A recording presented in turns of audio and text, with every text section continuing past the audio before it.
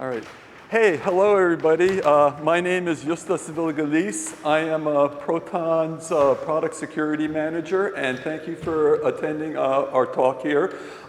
What I'd like to do is introduce to you my colleague and also I'm his customer, Florian, who's from Bug Bounty Switzerland, and we're going to be talking a little bit about cybersecurity and working with white hackers and what it takes to help to develop secure products that keep our personal information, our customers' information, and our business information secure. So without further ado, welcome Florian.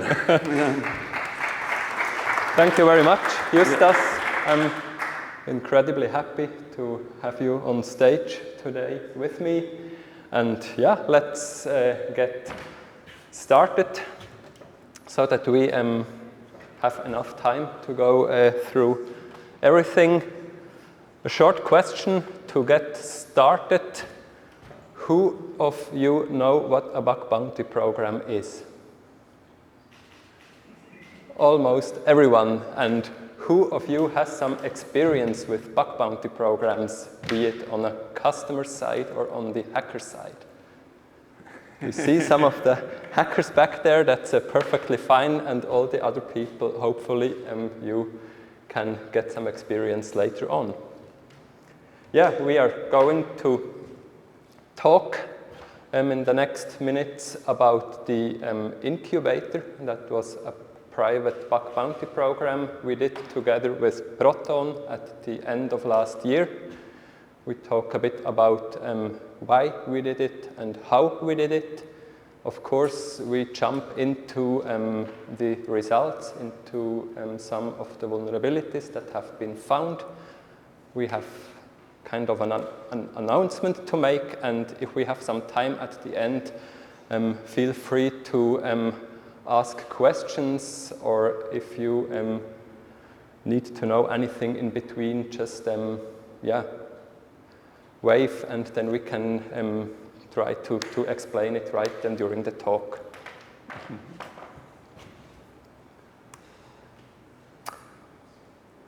My name is Florian. I'm one of the co-founders and CTO of Bug Bounty Switzerland. I have a technical background. That's probably why I can serve as CTO. I did, in a previous life, security audits and pen tests myself. And before starting the company here, I worked for Swisscom in incident response. And of course, I'm creating bug bounty programs since many years. The first one started in 2015 already. If you'd like to get in touch with me, you'll find me on Twitter, LinkedIn, and feel free to connect and drop me a line. And a few words about Bug Bounty Switzerland, of course. I make it short. We are the bug bounty pioneer here in Switzerland, and we enable organizations, our customers, to collaborate with hackers to get better managing their vulnerability. We do that mainly by creating bug bounty programs, but we can do almost everything to interact with hackers, be it vulnerability disclosure programs or public trust, public disclosure initiatives, like the one we have just started together with Abraxas, for example. And our offering consists of our own Swiss-based SaaS platform. We can do almost everything as a managed service around bug bounty programs. And of course, we can give you access to the best and brightest hackers around the world if you would like to get in touch with them. But most importantly, we are a great team, always having fun, be it in the office, at conferences like this one here, we really enjoy this, or out somewhere in the mountains from time to time, at the lake, or a bit more relaxed in a spa. And by the way, we're always looking for new colleagues. So if you think what we do sounds like fun, please reach out to us. We would be more than happy to talk to you. So that was enough from my side. So I've already... All right, go ahead and hit the button, and we go into the next slide here. Yeah. Let's again, talk about Proton. We decided the best way for us to present together is to pretend we're having a conversation, and you're all welcome. So pretend that you're in a pub, that you're trying to meet new people, ask your questions, interrupt us, and so on.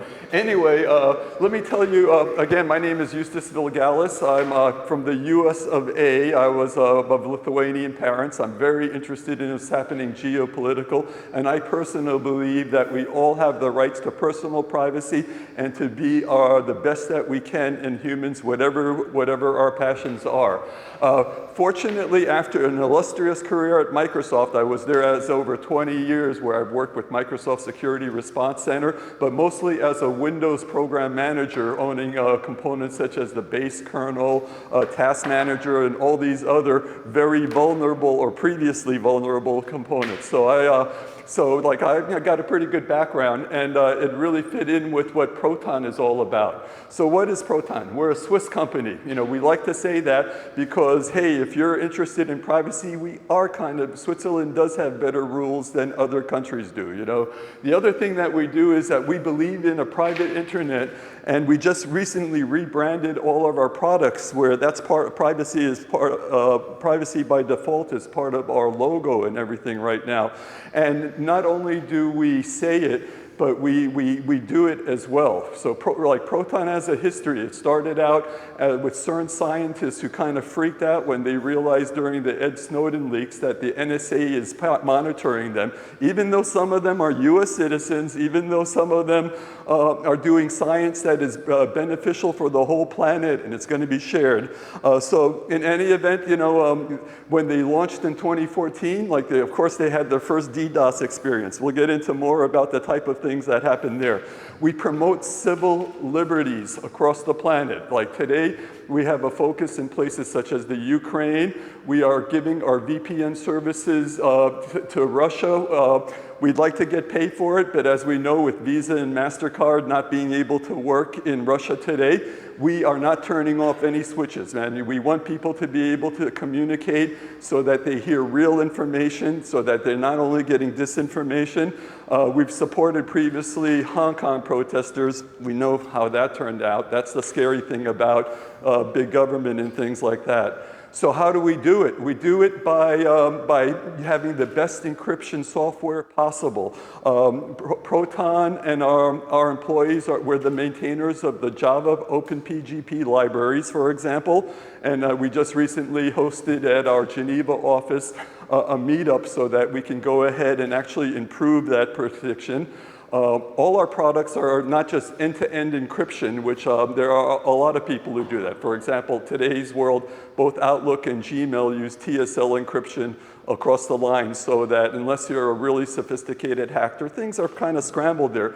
But also, all of your information, I should say, at rest is encrypted. And no one else can get it. Proton cannot access your personal information because when you sign up for one of our accounts, the way PGB works, there is a private key and there's a public key. That private key is only you have it. We don't store it on our servers. We don't do anything with it other than when you send email, when you put something up on the drive, when you connect to the VPN, we match it with the public key so that your information is secure. That's how come we can say that we don't share our customers. As Andy Yen, our CEO, likes to say, big tech they believe in security. They really do, and I firmly believe that. However, their little caveat is that that only they can sell and utilize the information. And we know Facebook, does that. We know Google does that. That's where they monetize their products. Proton does it through subscription. So that's who we are. And like I said, we just rebranded it. So go ahead, check out your Proton account, and I'll stop talking about that. What I really want to talk about is the cyber landscape today and what we can do about it. So where are we today?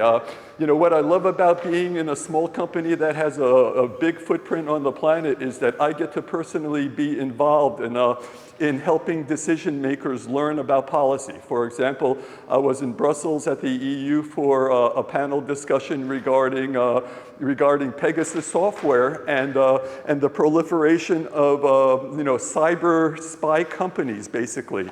And it's really, and the news is that this business is booming. I mean, it's everywhere. It's not just cyber companies that are like located in Israel or Russia or someplace remote where it used to be nation states funded. In today's landscape, basically, we have like a notion of cyber mercenaries recently, or in the past couple of years, come out. And that means that anyone who wants to find out more information about you is able to do that, basically. You know, the Pegasus spyware, you know, the way that they work, well, let me finish up with a couple of bullets here. Criminal franchising, we've heard about that before. The way that the ransomware business has evolved, for example, is that the core home office or the enterprise has the suite of hacking tools and technologies. They have been outsourcing that and franchising that to other people. So the phishing emails don't necessarily come from a sophisticated organization or that office building somewhere in Moscow. It comes from like some teenager's, you know, person who was able to gain their trust. It comes from anybody who wants to make an easy buck, because all it takes is one phishing campaign to the right person to make it profitable for everybody on that illicit thing. The other thing is spyware itself has become more sophisticated. You know, we've all heard daisy chain exploits. You know, as a security person, you always think, hey, so what if, like, you know, Windows kernel leaks 1 byte of memory? That, you know, I think of that like playing Wheel of Fortune and the user saying, hey, can I buy a vowel? It gives you part of what a secret might be, a password or something like that.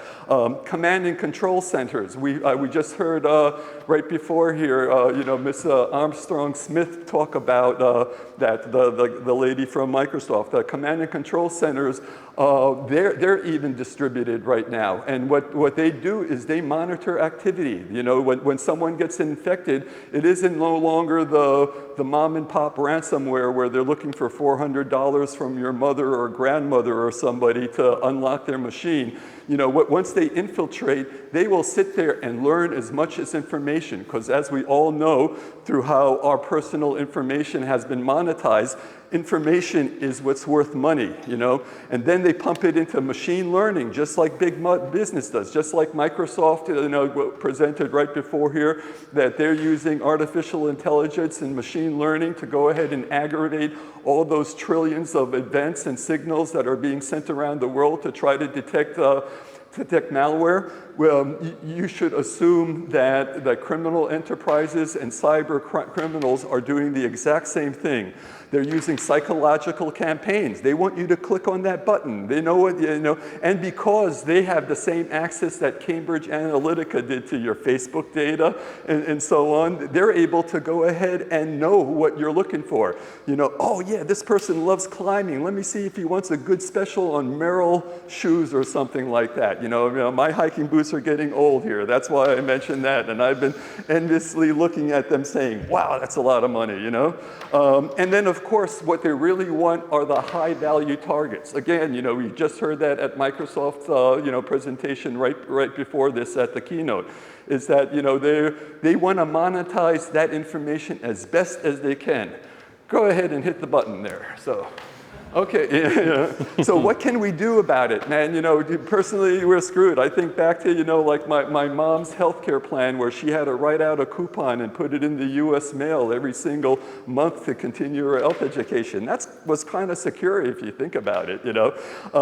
The good news is that there's a lot we can do about it. And the first thing to note is that most of these phishing campaigns and most malware uses known vulnerabilities that have been patched. The problem is that people don't patch. So, you know, Microsoft and Windows Update, which by the way, I was the guy who figured out the delta binary compression. I was the program manager on that like 25 years ago. You can stay current with your software, and that's really helpful. You know, like if you're using Mozilla, there's a button in the settings that says update me automatically. Find that Mozilla button and hit it so that you're going to go ahead and get and get all their current things. The challenge really becomes in enterprise, and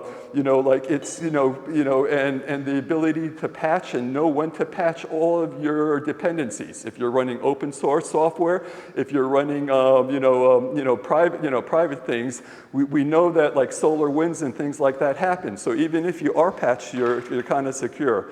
So yeah, make certain your open source dependencies are there. There's the US government actually now is requiring their vendors to go ahead and add something called a security bill of materials to all systems that are going to be purchased by the United States.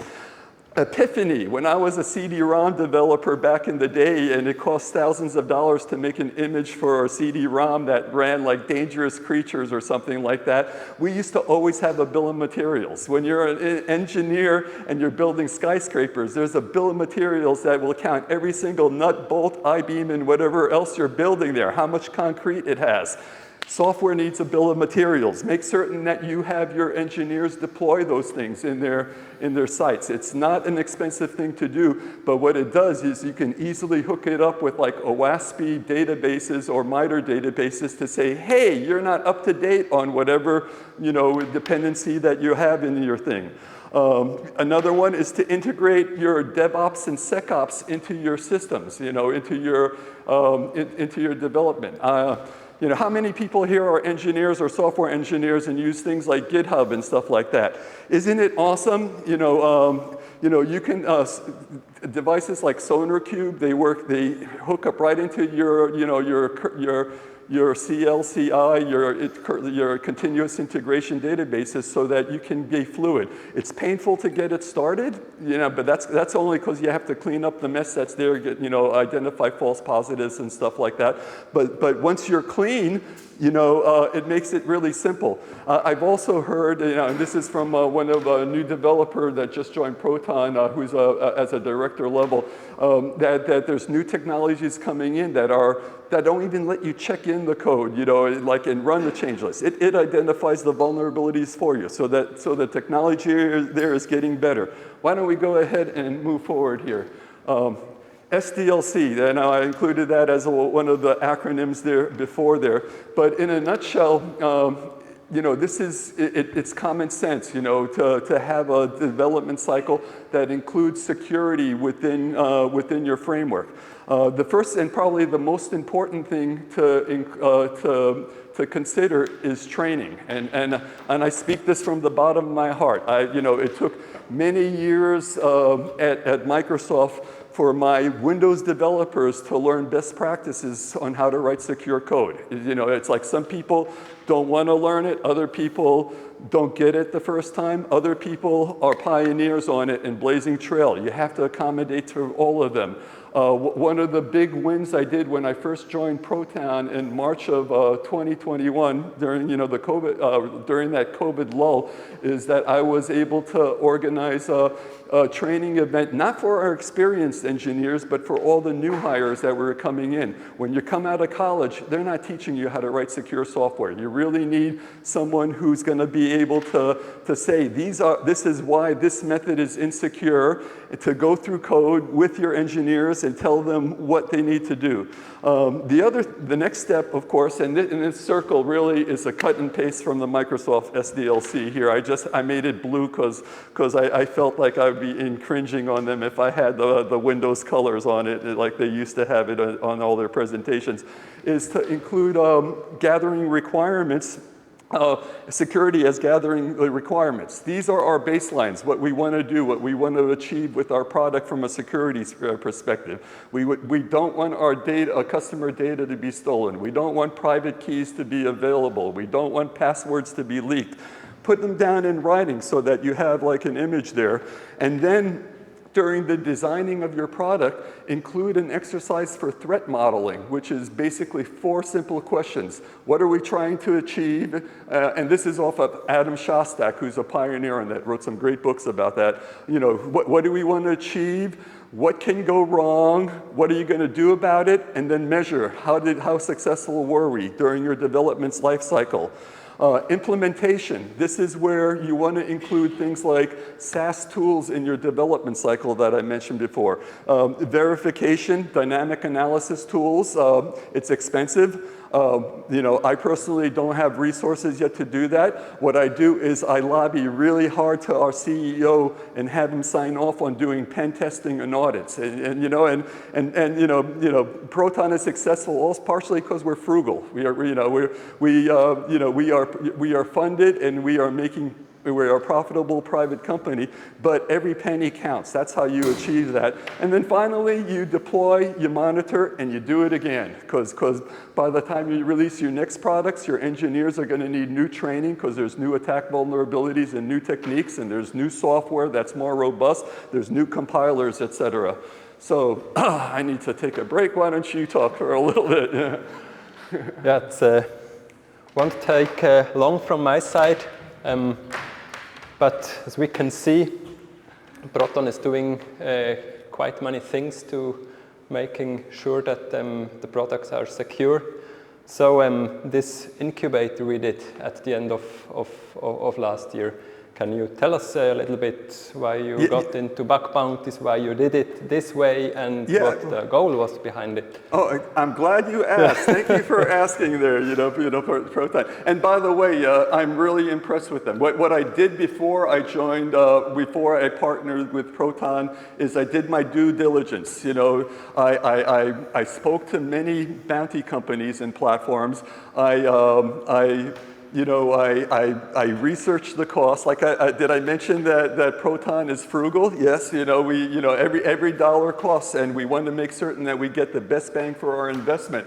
And so before I even settled on working with Bug Bounty Switzerland, I had engagements with HackerOne. I spoke with other people. So I've had experiences with third-party bounty programs that weren't that successful because, like, the biggest concern and risk that you have is you're getting too much noise. You know, it's like if you get too many unqualified submissions, through a bounty program, it can DOS your engineers. You'll fall behind. You'll start pissing off the researchers who are providing you information because you're not getting back to them in a timely manner. And it won't be a good experience for everything. So, and the reason I settled, and this is a pitch personally to Florian, is a good person, also to Sandro sitting back there, is because I got a guarantee that I believed. When you work with a Swiss person, and this is one reason why I love moving to Switzerland, is that people their word is a trust. When you shake hands, and I got a commitment from Bug Bounty Switzerland that they were going to personally be involved to make certain my project was successful, I took their word for it, and it was. So anyway, why start a bounty program? You want to leverage the community. You know, the sum of all parts is greater than the individual pieces is the bottom line. And that expertise is really, really hard to find. When I was at that EU panel talking about the Pegasus virus, I watched Google, Facebook, and Microsoft representatives, all of them attest saying that they're having difficulty finding qualified security researchers. So, you researchers there, brush up your resumes. You're worth a lot of money to the planet here, The bug bounty programs, they bring in people who are familiar with and know sophisticated attack techniques. It's an industry in itself. A good hacker follows what's happening at Black Hat. They watch presentations of others. Great hackers do things like present and share their knowledge so that other people can experience. One of the best experience I've had was working with this individual called James Forshaw, who is one of the originators of Google's Project Zero. nicest guy in the world, finds the darndest issues, but guess where the impact is like he puts it out there, and then there's a whole army of people who follow him, who just follow his techniques, and they're able to make a great living off of submitting for bounty awards to Microsoft and other companies.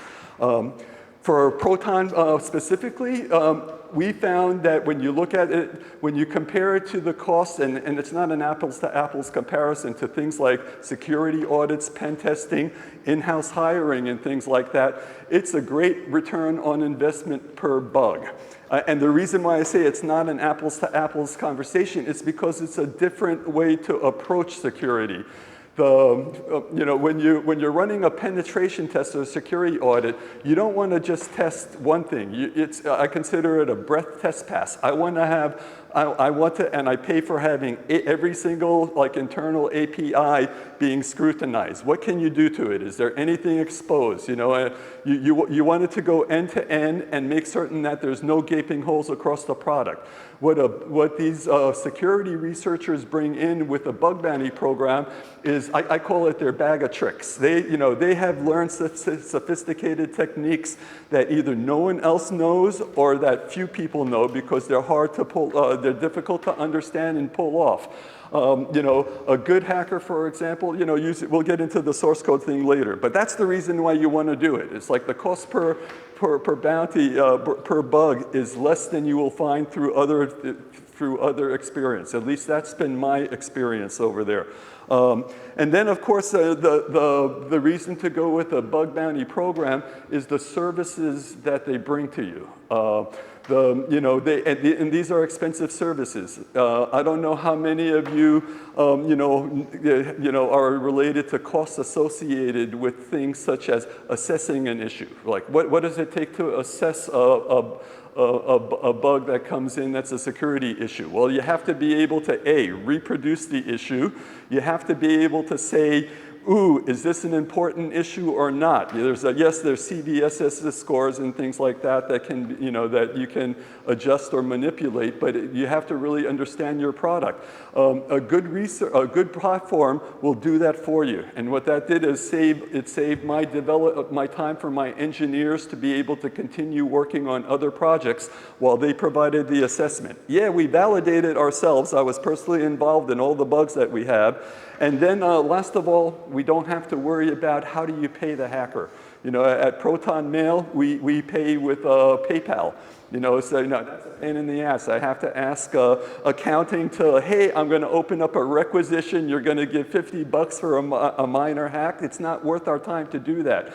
The wallet is a great way to take care of that. So let's go on and see here. Oh, we're up to the case study. Good. How are we doing for time anyway, Florian? Still some minutes left, but I think we can try to speed up a little bit to have enough time for the vulnerabilities. Okay, so let's start. Thanks. Hey, everything else is as important as the bug bounty. That's the reason why I did that. Hey, let me talk to you about my experience. We started small. We were involved in with what the scope is. You're in charge of everything when you're working with this thing. They were easy to work with, as I said. We defined the program goals. We defined the type of hackers that we wanted to. And we invited originally 10 to 20 researchers. You get to do things like put the throttle up. If you're not getting enough researchers, increase the scope, increase the bounty. You're getting too much volume, you lower the noise, you turn it down, and things like that. We can move on to the case studies. In any event, this is an interesting timeline. I asked Florian to put it up at this point. Of what happened during our experience. Notice the color coding. It's like the green is the one that didn't have like a large impact. The red ones did. Basically, and the way that the security researchers approach this is, you're working with human beings. So like the first bug, let's forget about that. The second round there in early November, those things were decent submissions, but these hackers were just familiarizing them with their products, and we would say, hey, this is a good find. I know you can do better, and they did. You know, next thing you know, with a little bit of encouragement, because they're humans, they want to be rewarded, they want to be recognized. Recognition is important. They want to be treated with respect, just like all of us want to be treated. So they were able to find issues over time. And then, like I mentioned, like throttling there, after it leveled off end of November, we added a few more carrots and caveats, such as new beta programs, new source code, and things like that. Piqued some interest, got a few more critical bugs right at the end. I call that a success. Let's move on. I think we have, okay, we're going to the incubator. How? Let's do it. Yeah, I think we can definitely say that you at Proton take security seriously, so that made it quite hard for us to design the incubator in some way that it should work, and to deal with it. We let's just skip to the next slide. This is just the hard facts around it, that it was limited and included everything you can hack. That was actually one sentence you made once. I think that is very interesting to just include everything. Yep. But then, yeah, the approach to such kind of systems, you have to make sure that you really get the people on board that can do anything on this scope. It is a really hard scope. If the engineers have security backgrounds, if security is built in everywhere in the process, it makes it really hard to find vulnerabilities there. To deal with it, we did very active outreach, private and public. We tried to attract the people we would like to have on the program in a very active way. We asked them if it could be of interest, and we did something that we call a semi-public program. So the bug bounty program, it was private in a way. The access to it was limited. It was by invitation only, but we did talk very actively on Twitter, for example. We put out the properties of the program, what you can expect, what the program is like, to see if we find a match there. This, in the end, enabled us to create some kind of competition, and we have been able to select the participants very careful and only have the best people on board. And the result, we saw it in the slide before, was this very smooth timeline of reports coming in, with very few reports that doesn't count and very few noise in the end. Because what we think, if you have to filter out reports that doesn't count, that is a waste of resources. Nobody should be doing that. Nobody should be paying for that. So we can make sure to don't have it in the beginning, yeah. And the last part that was a bit special to this program, we created something with scenarios, around very specific scenarios that could hurt Proton quite a lot if vulnerabilities lead to this kind of impact. And for those scenarios, we have been able to announce very attractive bounties without spending the money in a wrong way. So I think that makes it quite interesting for the researchers, because there is money on the table. You can get it, but if you get it, it helps Proton quite a lot in the end. Yeah, let's jump to the Sure, let's almost do it. Yeah, last part about the results. Maybe before we jump to the vulnerability itself, if you would like to see what this incubator was from a hacker's perspective, there is a write-up out there from a hacker called Reverse Mode.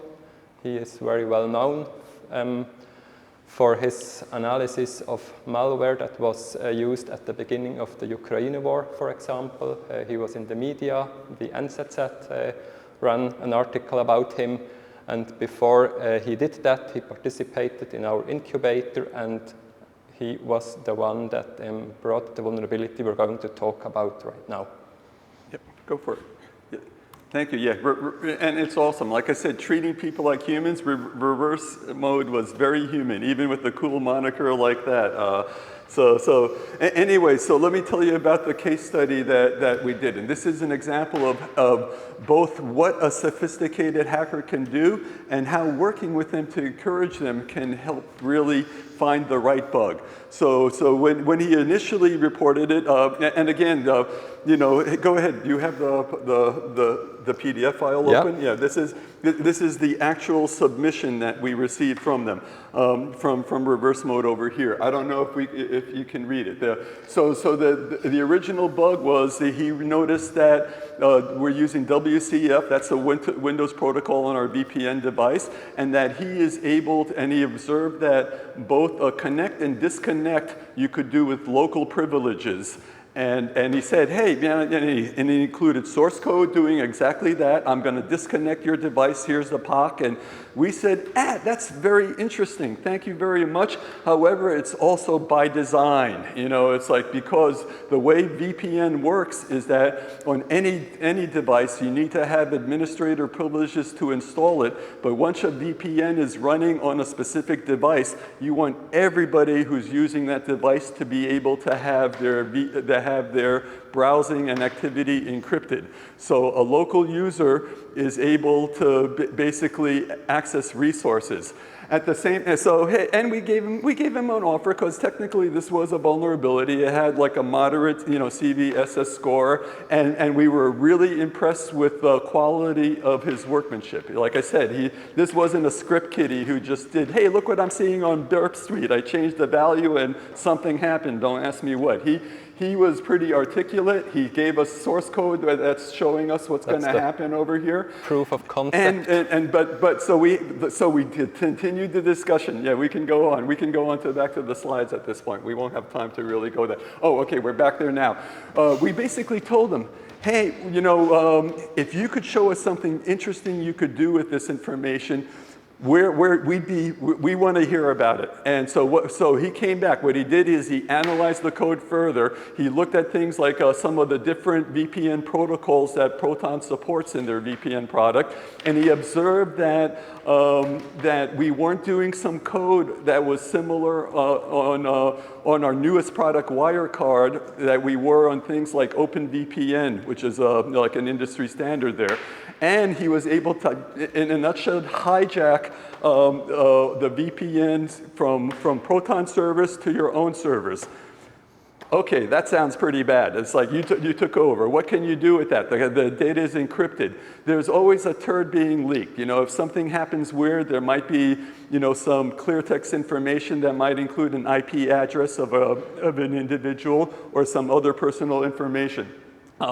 In any event, this took this from like a low moderate severity to an important severity. It included an architectural change that we had to implement for it. And the cool thing about working with a hacker and giving him the respect and the stuff like that and having this engagement is that he waited to release his report until we were fixed with this. My VPN team, at the same time that like this was reported and we were working on this, ran into the whole Ukraine war and our requirement to like be able to provide services to Ukraine and to individuals in Russia so that they can, you know, privately continue their discussions and things like that. Reverse mode was fine with that. He said, tell us when you're done, and I'll go ahead and confirm it, and then I'll release my report. So that in a nutshell, you know, treat them with respect, you'll get really good results. So. Yeah, and I think an interesting fact is that it took him, I don't know, 1 or 2 days to provide this proof of concept with all the or 24 hours from when we challenged him, from when fast. like when that, you know, he was the one who had to write it diplomatically, you know, he said, you know, find us something interesting. These are the things we care about, you know, and a good researcher is going to find them. So he did a great job there. So thank you very much, Justas, for those insights. And we are back to the announcement we mentioned at the beginning. And we at Bug Bounty Switzerland are incredibly happy that the journey together with Proton continues. And from today on, it should be online now, I think. The program is back. So if you are interested in having a look at the products of Proton. If you think you can challenge them and find something interesting, you will be dealing with Justas. You know that he will treat you with respect. There are great bounties on the table, so feel free and head over to the address and join the relaunch of the program, the second edition of it. That's it, you know, so, and again, to summarize, you know, working with a good bounty program where you have a commitment is important. You have to feel comfortable with who you're working with. That's the, you know, that's the thing, and it made for a successful bounty program, and I look forward to the next one because we know that there are security issues. We need the help of the research community to make our products better. So, with this announcement, we are at the end of our presentation. I think there are still quite many things we could talk together if you want to know about some other vulnerabilities. I know that there is at least a second one we can talk about publicly. Please join us down there, join Justas, ask him, he's happy to talk. In the meantime, we still have 2 minutes and 40 seconds, so if you have a question, you can ask now. Questions are at, if you have questions right now, please feel free to ask them. Go right ahead, I saw a hand up there, so yeah, there we go, the mic is coming. Hi. My question is, do you have a precedent for doing bug bounties on physical devices? So you have like small handheld consumer devices that you'd like to have a bounty on. Have you ever done that, or do you know that being done in the past? So not internet. I mean, it's software, but it's software on a consumer device, like a remote or a. I'm not sure I understood it correctly. So you're doing a bug bounty, so it's normally on internet accessible services, and you just tell the hackers, hey, it's on the internet, go for it. But if you have a product that's a consumer device, like a box, do you have ideas or process or precedent for doing that kind of thing? Yeah, we can try to do that. It is a bit more complicated because it involves some kind of logistics to get the devices around. If it is in a private setting, then it is manageable because with Proton at the end we had around 30 people on board. So I think there the private or semi-private approach could work as well because you have a limited number of people, and then you can, if it's possible, to send those devices around, and then that could be done. Yeah, it involves a little bit of planning, logistics around, but it could definitely be done. Yeah, that's a scenario where you want the qualified hackers who are familiar with your devices. And I've seen great success on that on like Microsoft IoT devices I worked with and stuff like that. Yeah. Are there other questions? I think we still have some minutes available. Otherwise, I won't stand between you and the break that is coming up. So.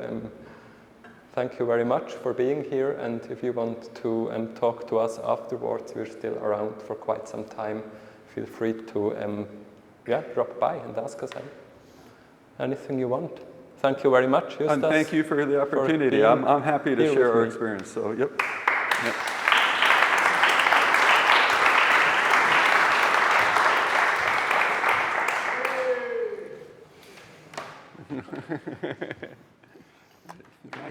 Right.